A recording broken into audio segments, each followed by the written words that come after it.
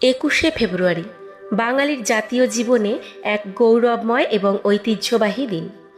বাংলা ভাষা আন্দোলন ছিল 1947 থেকে 1956 সাল পর্যন্ত তৎকালীন পূর্ব বাংলায় অর্থাৎ বর্তমান বাংলাদেশে সংঘটিত একটি জাতীয় আন্দোলন, যা 1956 সালের 21শে ফেব্রুয়ারিতে এক চূড়ান্ত রূপ ধারণ করে। 1947 সালে দ্বিজাতি তত্ত্বের ভিত্তিতে ব্রিটিশ ভারত ভাগ হয়ে পাকিস্তান অধিরাজ্য ও ভারত অধিরাজ্য নামক দুটি স্বাধীন রাষ্ট্রের উদ্ভব হয়।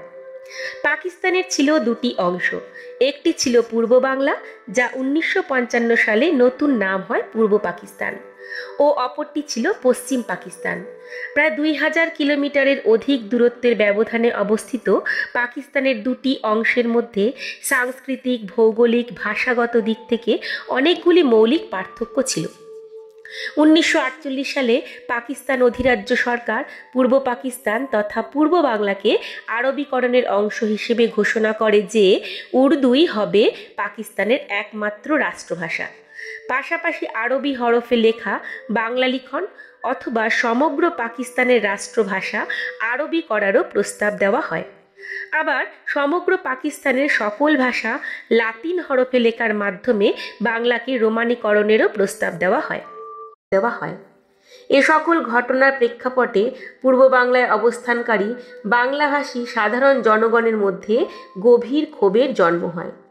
ফলস্বরূপ বাংলা ভাষার সমমর্যাদার দাবিতে পূর্ব বাংলায় আন্দোলন দ্রুত ছড়িয়ে পড়ে। এই আন্দোলন দমন করার জন্য 144 ধারা জারি করে বাংলাদেশের ঢাকা শহরে মিছিল, সমাবেশ ইত্যাদি নিষিদ্ধ ঘোষণা করে সরকার।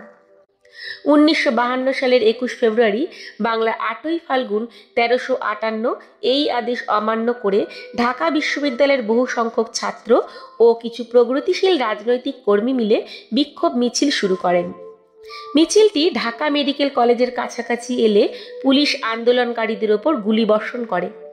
গুলিতে নিহত হন রফিক, সালাম, বরকত, আব্দুল ও জাব্বার সহ আরও অনেকে। শহীদদের রক্তে ঢাকার রাজপথ রঞ্জিত হয়ে ওঠে। 21শে ফেব্রুয়ারি ছাত্র হত্যার প্রতিবাদে সারা দেশে বিদ্রোহের আগুন দাউ দাউ করে জ্বলে ওঠে। 22 ও 23 ফেব্রুয়ারি ছাত্র, শ্রমিক, সাহিত্যিক, বুদ্ধিজীবী, শিক্ষক ও সাধারণ জনতা পূর্ণ হরতাল পালন করে এবং সভা ও শোভাযাত্রা সহ 144 ধারা ভঙ্গ করে। 22শে ফেব্রুয়ারি পুলিশের গুলিতে শহীদ হন সফিউর রহমান, শফিক, আউয়াল এবং আলিউল্লাহ নামক কিশোর। 23শে ফেব্রুয়ারি ফুলবাড়িয়ায় ছাত্র জনতার মিছিলেও পুলিশ অত্যাচার নিপীড়ন চালায়।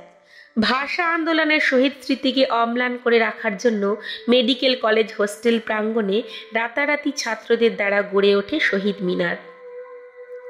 ক্রমবর্ধমান গণ আন্দোলনের মুখে পাকিস্তানের কেন্দ্রীয় সরকার শেষ পর্যন্ত নতি স্বীকার করতে বাধ্য হয় এবং 1954 সালের 7ই মে পাকিস্তান গণপরিষদে বাংলা অন্যতম রাষ্ট্রভাষা হিসেবে গৃহীত হয় এবং পাকিস্তানের প্রথম সংবিধানে বাংলা এবং উর্দুকে রাষ্ট্রভাষা হিসেবে উল্লেখ করা হয়। 1956 সালের পর সরকারি ভাষার বিতর্ক সম্পন্ন হয়, কিন্তু জাতিগতভাবে এবং অধিকারবোধের ক্ষেত্রে পশ্চিম পাকিস্তানের সাথে বাঙালিদের অনেক বৈষম্য রয়ে যায়, যা পূর্ব পাকিস্তানের বাঙালিদের মধ্যে বিক্ষোভের জন্ম দিতে থাকে।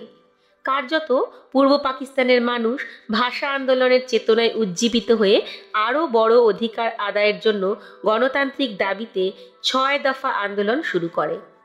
এই আন্দোলনই পরবর্তীতে বাংলাদেশের স্বাধীনতা যুদ্ধের আকার ধারণ করে। পরবর্তীতে 1971 সালে বাংলাদেশ স্বাধীন হলে একমাত্র রাষ্ট্রভাষা হিসেবে বাংলা ভাষা গৃহীত হয়। 21শে ফেব্রুয়ারিকে আন্তর্জাতিক মাতৃভাষা দিবস হিসেবে স্বীকৃতি দেওয়ার জন্য বাংলাদেশ সরকার ইউনেস্কোর কাছে লিখিতভাবে প্রস্তাব করে, যা 1999 সালের 17ই নভেম্বর সংস্থার 30তম সাধারণ অধিবেশনে নিরঙ্কুশ সমর্থন পেয়ে পাশ হয়। 1999 সালের 17ই নভেম্বর ইউনেস্কো বাংলা ভাষা আন্দোলন, মানুষের ভাষা ও কৃষ্টির প্রতি সম্মান জানিয়ে 21শে ফেব্রুয়ারিকে আন্তর্জাতিক মাতৃভাষা দিবস হিসেবে ঘোষণা করে। এটি সমগ্র বাঙালির কাছে গৌরবের বিষয়। বাংলাদেশ 21শে ফেব্রুয়ারি মাতৃভাষা দিবস, শহীদ দিবস হিসেবে পালিত হয় এবং সেই সঙ্গে সমগ্র বিশ্বে এই দিনটি আন্তর্জাতিক মাতৃভাষা দিবস হিসেবে পালিত হয়। মনে হয় যেন বাংলাদেশের সেই অমর শহীদদের জন্যই সমগ্র বিশ্ব তার নিজের মাতৃভাষাকে নিজের করে পেল। 21শে ফেব্রুয়ারি দিনটির আনুষ্ঠানিক নাম হলো ভাষা আন্দোলনের দিবস এবং অন্য নাম শহীদ দিবস। এই দিন জাতীয় পতাকা অর্ধনমিত করে উত্তোলন, প্যারেড, জাতীয় সঙ্গীত ও আমার ভাইয়ের রক্তে রাঙানো গান গাওয়া, রাষ্ট্রপতি ও প্রধানমন্ত্রীর বক্তব্য এবং সাংস্কৃতিক অনুষ্ঠানের মাধ্যমে সমগ্র বাংলাদেশে জাতীয় দিবস হিসেবে পালিত হয়। 21শে ফেব্রুয়ারি বাংলাদেশ সহ পশ্চিমবঙ্গ তথা সমগ্র বাংলা ভাষা ব্যবহারকারী জনগণের কাছে একটি গৌরবোজ্জ্বল দিন।